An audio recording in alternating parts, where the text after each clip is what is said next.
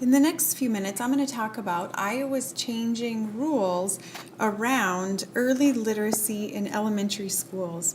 There are 10 main points which come from the state, and I would like to talk to you about the ones Gilmore City Bradgate School has been doing for some time, and the ones that are going to result in some change. Here you can see some of the things that GCB has been doing for several years to meet the state's requirements. We have a universal screener in literacy. We progress monitor students who have not met grade level benchmarks to make sure they are making progress toward their goals. We have 90 minutes of instruction every day, and that instruction includes phonics, phonemic awareness, fluency, vocabulary, and comprehension. We make sure that instruction is delivered by trained staff by continually focusing on professional development.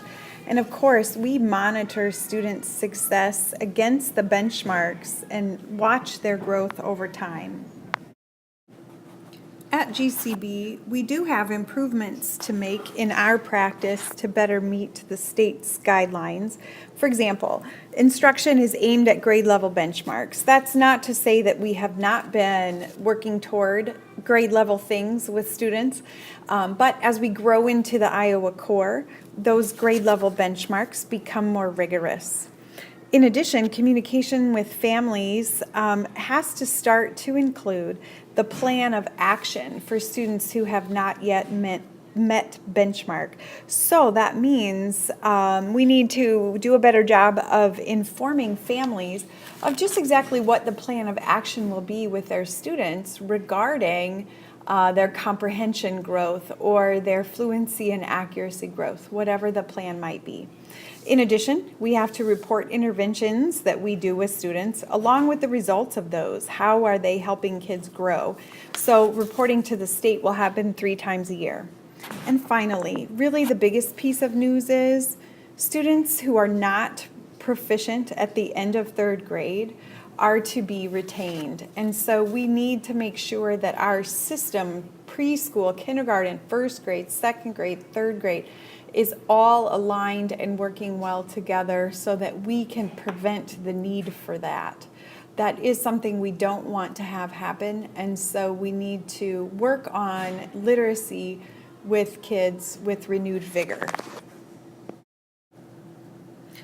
On this slide are a few resources you can take a look at, but I have a few ideas for how you can help your early readers and readers get better at their craft. For example, for those not reading yet, read the pictures as you look at a story together, or you read the story aloud and ask your student to retell.